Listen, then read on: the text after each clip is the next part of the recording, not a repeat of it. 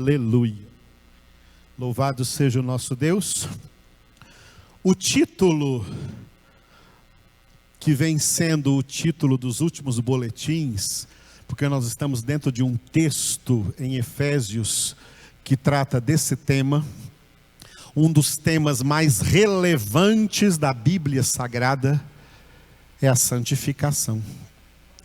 E esse é um dos temas mais relevantes da Bíblia Sagrada, porque está escrito que sem santificação ninguém verá o Senhor. Se você é um eleito, uma eleita de Deus, saiba que Deus investe pesado na sua santificação. Saiba que Deus quer santificar toda a sua mente, completamente, todos os seus pensamentos. Saiba que Deus quer santificar todas as suas palavras, tudo que sai da sua boca, cada letra que você fala. E saiba que Deus quer santificar todas as ações, todos os gestos, todos os movimentos, todas as atitudes que fazem parte da sua conduta de vida e do seu comportamento. Sem santificação, ninguém verá o Senhor. A santificação é a obra mais árdua, é a obra mais difícil e a mais necessária para o Senhor operar em nossas vidas. Mais do que qualquer outra coisa. Porque qualquer outra coisa não nos tira o céu. Mas a falta da santificação tira. Você pode abrir mar vermelho. Você pode andar sobre águas. Você pode mandar montanhas se transportarem para o mar. Você pode ressuscitar mortos. Você pode levantar paralíticos. Mas se você não se santificar, não estará na glória. Não estará no céu. Sem santificação ninguém verá o Senhor. Por isso esse é um tema de altíssima relevância em todo o contexto da palavra de Deus.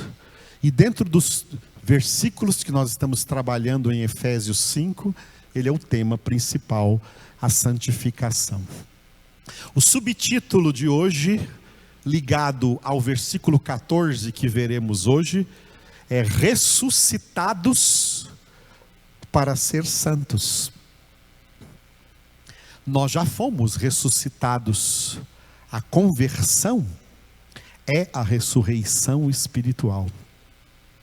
Fomos ressuscitados do estado de morte e pecado em que vivíamos para sermos santos. Deus operou em nós tão grande salvação com o propósito, com a finalidade de sermos santos, de obedecermos à principal ordem da Bíblia, que é sede santos. Em nome de Jesus. Filhos de Deus não têm sonhos de riquezas. Filhos de Deus não têm sonhos de mansões. Filhos de Deus não têm sonhos de automóveis chiques. Filhos de Deus não têm sonhos de roupa de marketing e de marca cara. Filhos de Deus não têm sonhos de dinheiro e riqueza e tesouros na terra. Filhos de Deus têm um sonho: serem santos como seu Pai Celestial é santo. Os outros sonhadores não são filhos de Deus. Estão apenas atrás de vaidade, de vaidades e correr atrás do vento. E o que vão achar é nada mais do que condenação eterna e justa. Filhos de Deus entendem que foram ressuscitados de um estado de morte espiritual para agora, no estado de vida espiritual, serem santos como o Senhor seu Deus é santo.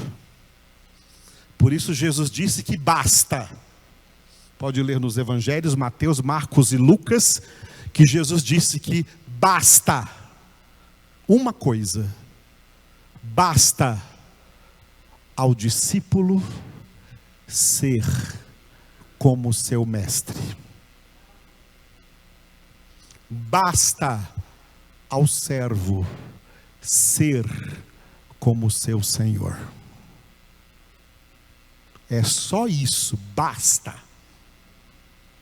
que os verdadeiros filhos de Deus procuram, que as verdadeiras filhas de Deus procuram.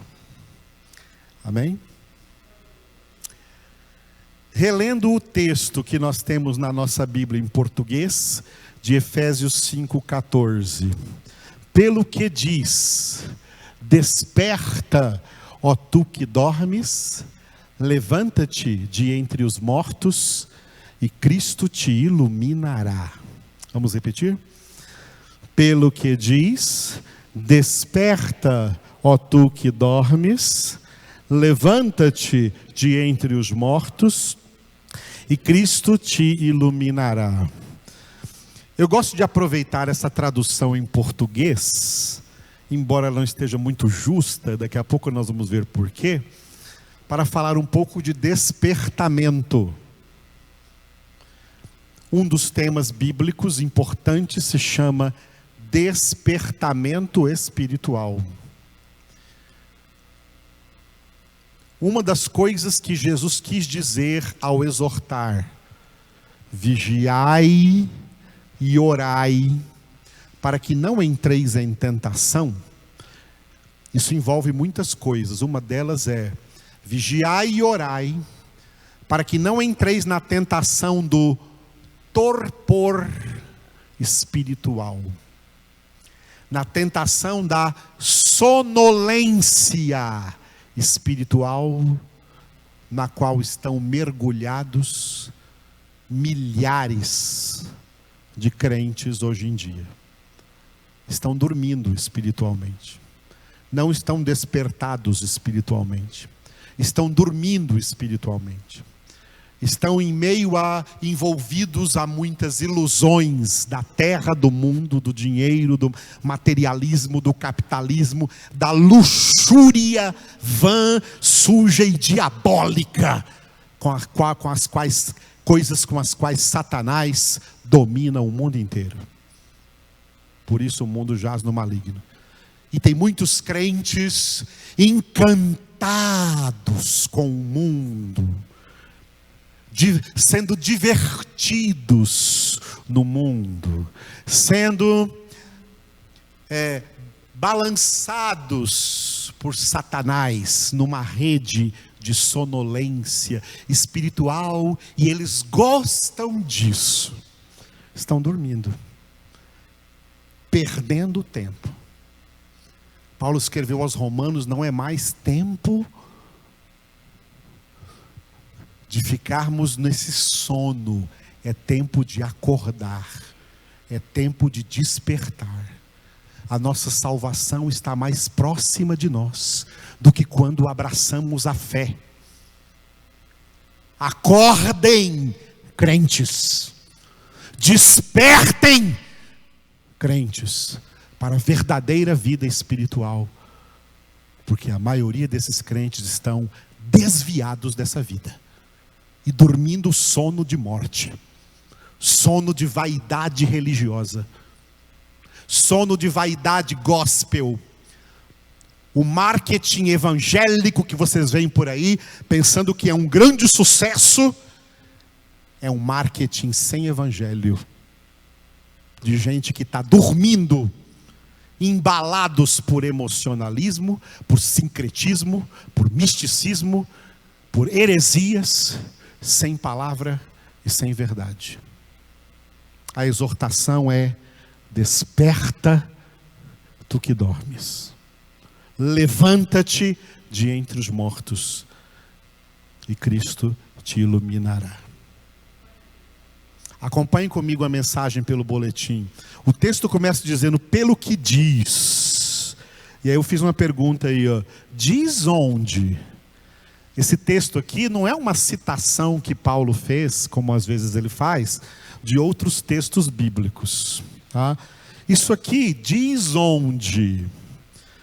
Provavelmente esta é a citação da letra de um dos antigos cânticos que eram entoados nas primeiras congregações da igreja cristã nascente no primeiro século. Paulo gostava de escrever letras desses cânticos em suas cartas. As cartas de Paulo são cheias de expressões, de cânticos de louvor que eram cantados nas igrejas do primeiro século. De acordo com a língua grega, na qual a epístola foi escrita, a melhor tradução seria essa que vem agora aí, ó. Não é desperta, é levanta. Levanta, ó tu que dormes. E também não é depois da levanta-te, é ressuscita de entre os mortos e Cristo te iluminará. Vamos ler a tradução correta? Levanta, ó tu que dormes, ressuscita de entre os mortos e Cristo te iluminará. Esse levanta que está aí, não é um levanta de quem está dormindo lá, passou a noite dormindo, ou dormiu a tardezinha na cama lá dormindo, não. Esse levanta aí se refere a ordens dadas por Jesus a pessoas, que nós vamos ler agora, como Lázaro, que estavam literalmente mortos. E receberam de Jesus a ordem de levantar dessa situação. Por isso, continue acompanhando aí, ó. Esse cântico reportava aos primeiros cristãos aos milagres de ressurreição operados por Jesus em seu ministério terreno, especialmente a ressurreição de Lázaro, conforme João 11. Os milagres de ressurreição, descritos no decorrer das Escrituras Sagradas, tanto realizados por Jesus, como também por profetas no Antigo Testamento, ou pelos apóstolos, conforme registro no livro dos Atos dos Apóstolos, são sinais demonstrativos do que significa uma real conversão. A obra da salvação em Cristo é composta de 3 níveis: conversão, santificação e glorificação. A conversão é a forma como o pecador é alcançado pela obra da salvação, recebendo vida após uma realidade de morte espiritual em pecado desde a sua concepção. Paulo registrou isso em Efésios 2, versículo 1 e versículo 5. Leiamos juntos. Ele vos deu vida, estando vós mortos nos vossos delitos e pecados, e estando nós mortos em nossos delitos, nos deu vida juntamente com Cristo. Pela graça sois salvos. Aleluia. A santificação é o desenvolvimento da salvação recebida na conversão, como Paulo disse em Filipenses 2,12: desenvolvei a vossa salvação com temor e tremor. E a glorificação será o clímax da obra da salvação, que ocorrerá por ocasião da segunda vinda do Senhor Jesus. 2 textos extremamente relevantes estabelecem esses 3 níveis da obra da salvação. Olha, eu coloquei esses 2 textos aqui para que vocês levando esse boletim para casa, gravem esses 2 textos. O de Colossenses, capítulo 3, e o de 1 João, capítulo 3. Porque esses 2 textos mostram os 3 níveis da salvação: a conversão, a santificação e a glorificação. Vamos começar pelo de Colossenses. Enquanto nós lemos aí Colossenses 3, de 1 a 4, enquanto lemos juntos, eu coloquei aí entre parênteses, aonde falou da conversão, da santificação e da glorificação. E aqui em Colossenses está nessa ordem, tá? Leiamos juntos. Portanto, se fostes ressuscitados juntamente com Cristo, buscai as coisas lá do alto, onde Cristo vive, assentado à direita de Deus. Pensai nas coisas lá do alto, não nas que são aqui da terra, porque morrestes. No texto de 1 João ele vai inverter os dois últimos, mas essa inversão não é uma inversão da ordem, apenas uma inversão da escrita de João aí, ó. 1 João 3, de 1 a 3, vede que grande amor nos tem concedido o Pai, a ponto de sermos chamados filhos de Deus. E de fato somos filhos de Deus. Por essa razão, o mundo não nos conhece, porquanto não o conheceu a Ele mesmo. Amados, agora somos filhos de Deus, e ainda não se manifestou o que haveremos de ser. Sabemos que quando Ele se manifestar, seremos semelhantes a Ele, porque haveremos de vê-lo como Ele é. E a si mesmo se purifica todo o que nele tem esta esperança, assim como Ele é puro. Olha, esses dois textos de Colossenses, de 1 João, eu pessoalmente os tenho muito em conta em todas as minhas meditações, porque eles são os dois textos da Escritura que explicam os três níveis: conversão, santificação e glorificação. Os três níveis da salvação são realizados da seguinte forma: a conversão e a glorificação, o primeiro e o último, são obras exclusivas de Deus. Ou seja, Deus é quem as realiza e a pessoa salva sofre essas ações passivamente. Ninguém se converte e ninguém converte ninguém. Somente Deus converte um pecador. Um dos mais relevantes propósitos de Deus na obra da salvação dos seus... Eu pulei aqui um momentinho que eu virei minha página errada, perdão. Então, agora sim. De igual maneira, ninguém glorificará a si mesmo e ninguém glorificará quem quer que seja. A glorificação será obra exclusiva de Deus nos salvos, tal como aconteceu com Jesus. Ele não se glorificou, mas foi glorificado pelo Pai. No entanto, a santificação é uma obra de Deus na vida dos convertidos, mas ela não acontece sem a cooperação dos mesmos.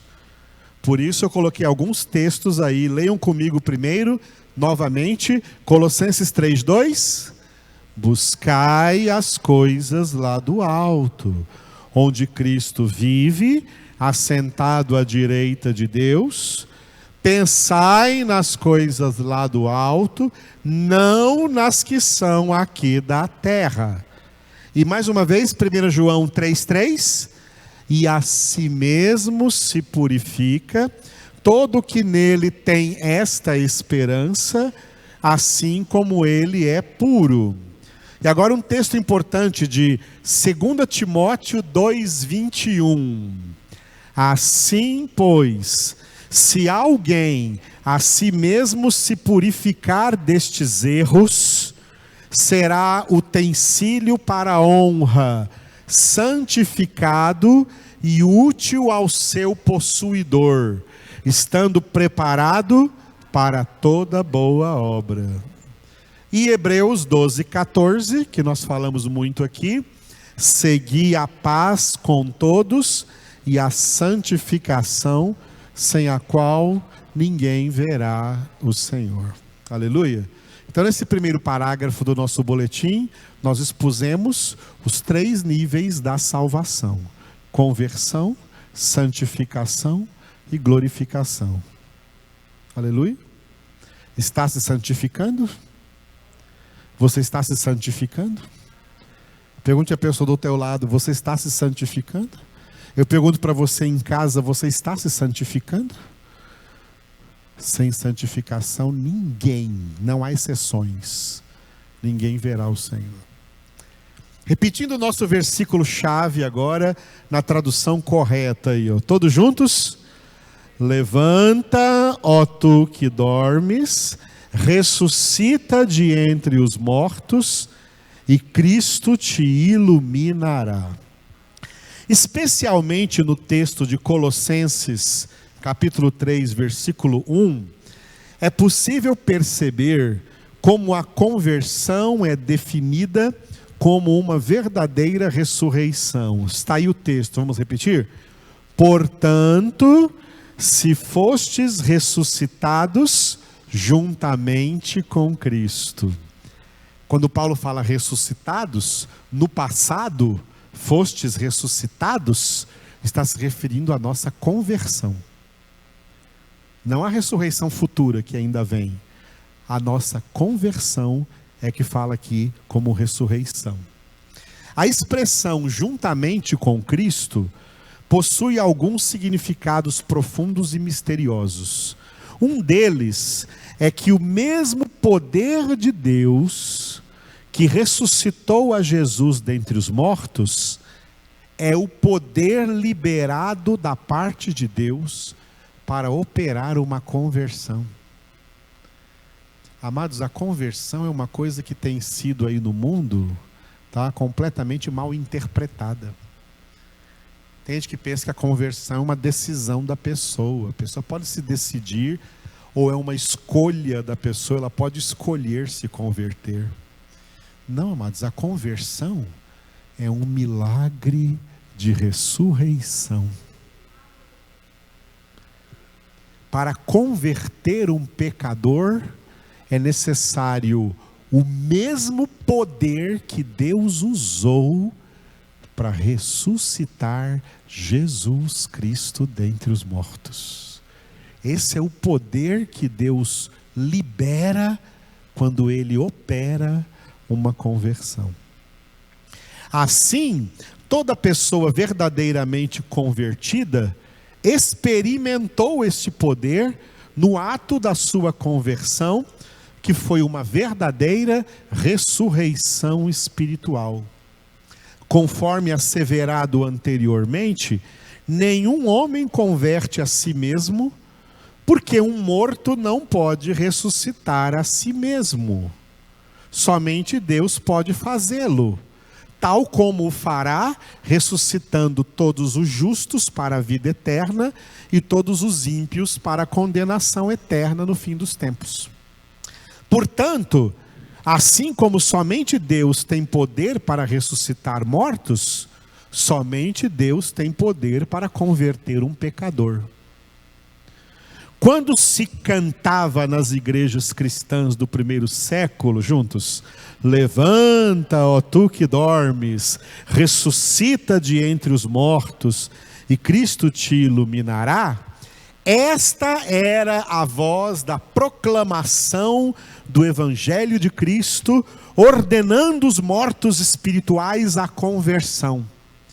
Tal como Jesus ordenou que Lázaro se levantasse do seu túmulo, em João 11:43, e tendo dito isto, clamou em alta voz: Lázaro, vem para fora. Esta ordem de Jesus para o então morto Lázaro representou o que seria a proclamação do seu evangelho no mundo aos homens espiritualmente mortos. Romanos 1,16: pois não me envergonho do Evangelho, porque é o poder de Deus para a salvação de todo aquele que crê. A ordem para se levantar, para ressuscitar, não significa que o morto é quem vai tomar a atitude ou decisão de se levantar e se ressuscitar de entre os mortos. Quando alguém é convertido, isto ocorre porque Deus mesmo foi quem, pelo poder da sua palavra, trouxe essa pessoa à condição de verdadeira vida espiritual, conforme lemos em Colossenses 1, 13 e 14. Ele nos libertou do império das trevas e nos transportou para o reino do Filho do seu amor, no qual temos a redenção, a remissão dos pecados. Segundo parágrafo do nosso boletim, então, assevera a doutrina de que conversão só Deus pode operar. Nós podemos e devemos orar pela conversão dos pecadores. Nós podemos e devemos pregar o Evangelho aos pecadores. Mas se um deles for convertido, não foi por influência nossa, não foi por ação nossa, foi por ação direta de Deus. Aleluia. Ninguém ganha ninguém para Cristo. Isso é uma ilusão religiosa inventada a partir do início do século XX, com as heresias que entraram nas igrejas. Quem ganha pessoas para Cristo é Ele mesmo. É o próprio Deus, e só Deus. Não foi a pessoa que pregou para nós que nos ganhou para Cristo. Foi o Evangelho que ela pregou, que é o poder de Deus, que entrou naquele dia em nossas vidas, porque Deus assim o quis. Mesmo o Evangelho que essa pessoa deve ter pregado a outros e não houve conversão. Nós não fomos convertidos porque nós abrimos o nosso coração. Não. Nós somos convertidos porque o Senhor abriu os nossos corações. Como Ele fez com Lídia em Atos, capítulo de número 16. É obra de Deus. E por isso não sobra glória nenhuma para homens. Toda a glória é do Senhor. Amém? Quando eu falei que toda a glória é para o Senhor, vocês ficaram calados? Porque vocês querem alguma glória? Então eu vou repetir como se estivesse falando pela primeira vez. Toda a glória é do Senhor. Exclusivamente. Ninguém rouba a glória de Deus, e a Escritura diz: Deus não dá sua glória a outrem. Vamos no próximo parágrafo que encerra o versículo agora. Lendo mais uma vez, conforme a tradução correta. Levanta, ó tu que dormes, ressuscita de entre os mortos, e Cristo te iluminará.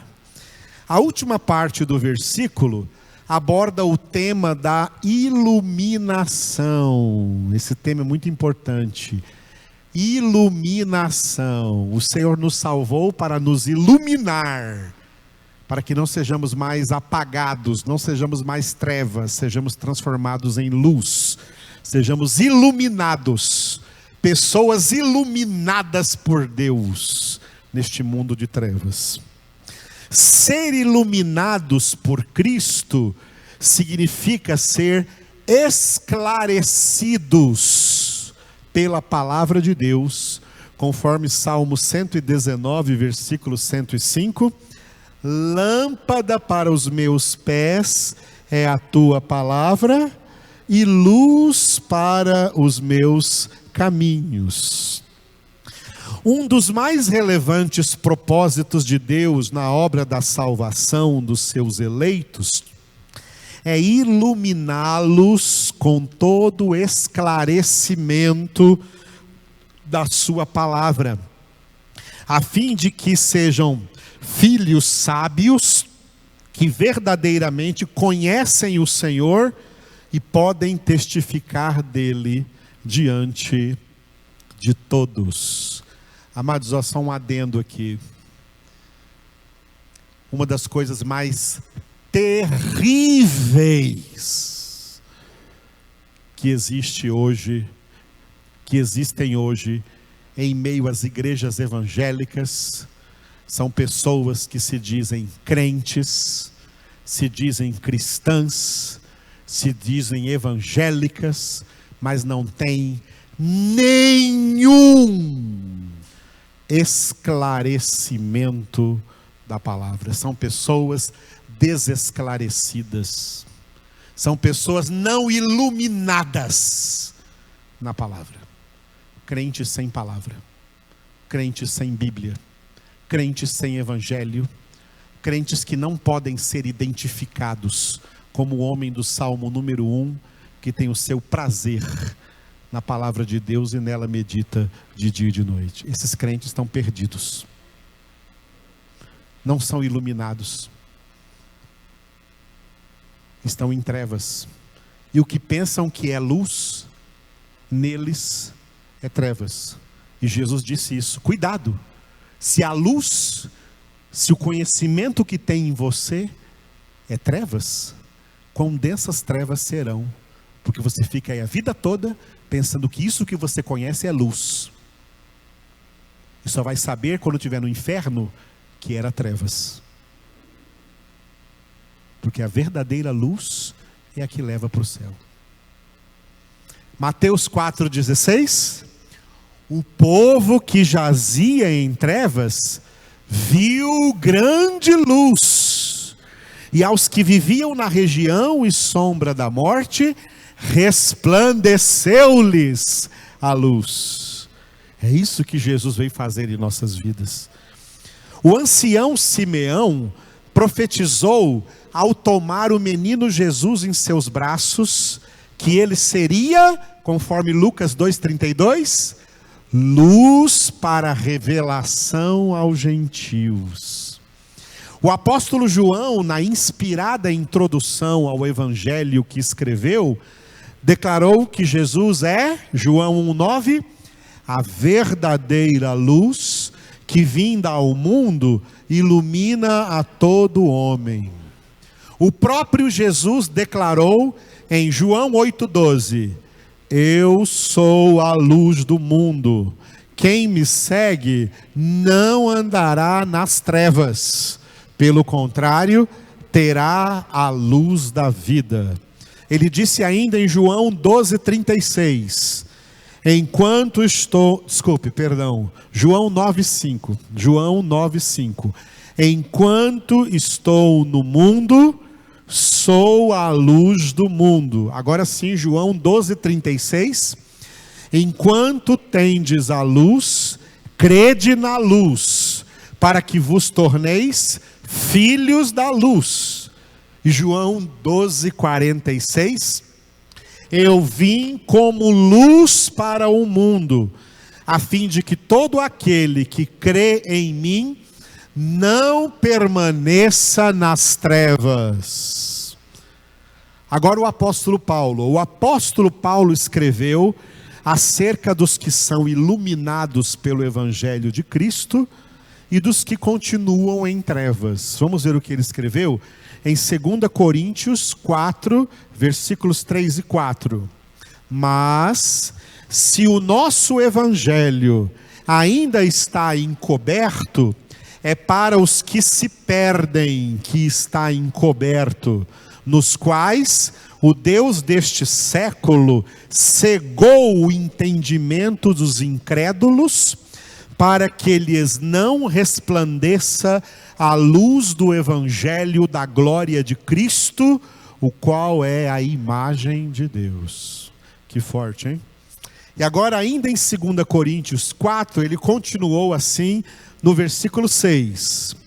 Porque Deus que disse, das trevas resplandecerá a luz, Ele mesmo resplandeceu em nosso coração, para iluminação do conhecimento da glória de Deus na face de Cristo. Deus resplandece em nós, em sua palavra, para iluminação, para que sejamos iluminados nessa palavra.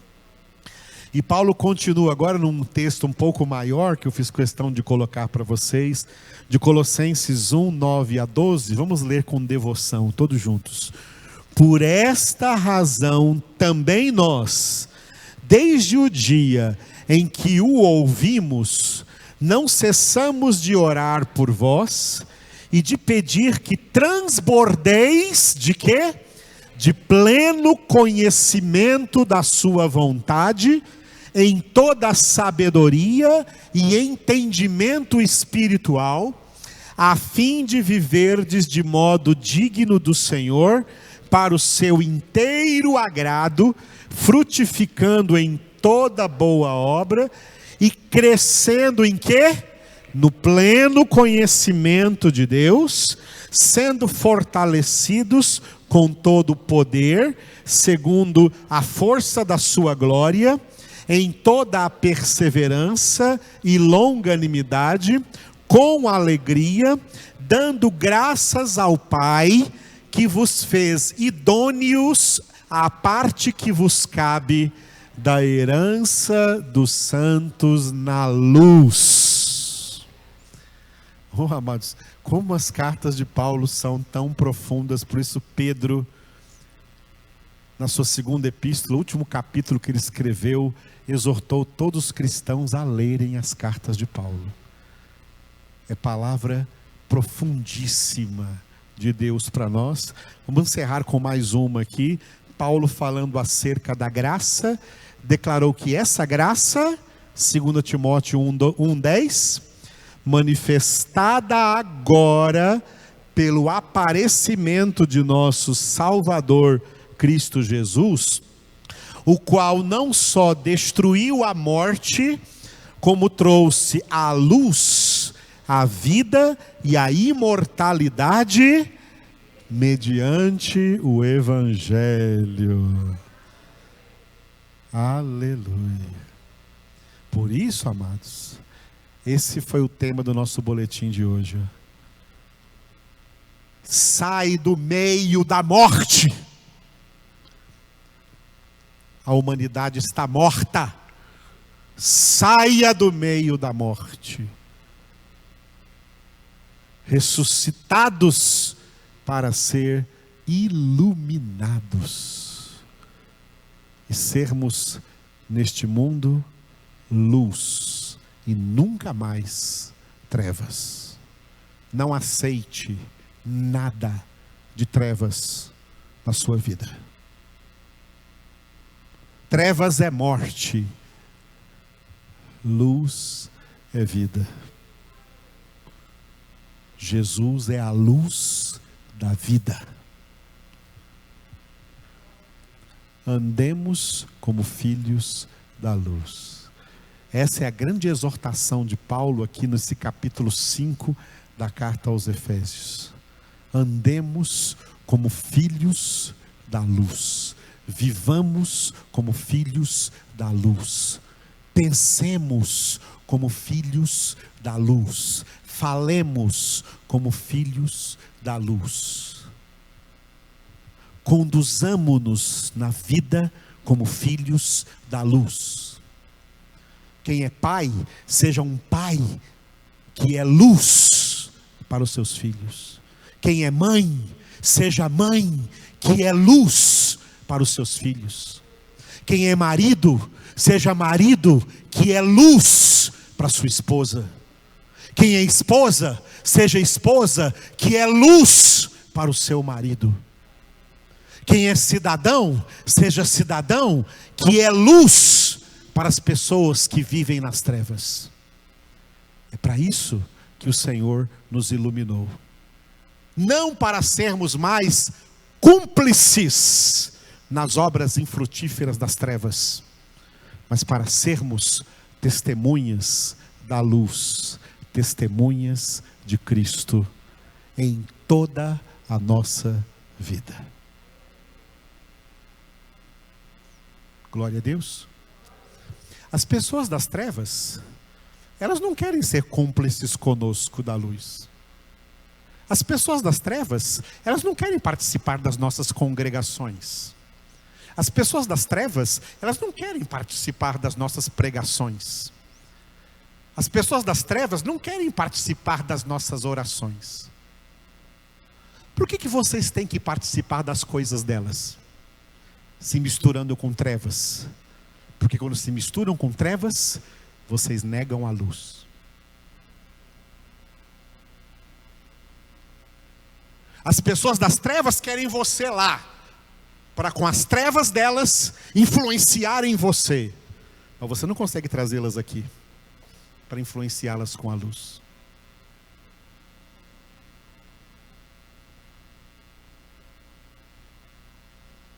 E a palavra ordena: não sejais cúmplices. O homem do Salmo número 1, ele não anda no conselho dos ímpios. Ele não se detém no caminho dos pecadores. E ele não se assenta à roda dos escarnecedores. Porque o seu prazer está aqui, na lei do Senhor. E é nela que ele medita de dia e de noite, para ser luz. E nunca mais, em nada, ser trevas. Nós renunciamos às trevas. Nós rejeitamos as trevas. Nós estamos de costas para as trevas. Nós abominamos o príncipe das trevas. O nosso Deus é luz. Fomos ressuscitados para viver na luz. Como Paulo disse aos Filipenses, como luzeiros no mundo, preservando a palavra da vida. Aleluia. Essa é a palavra, então, em português agora, de despertamento, que o Senhor traz para nós hoje.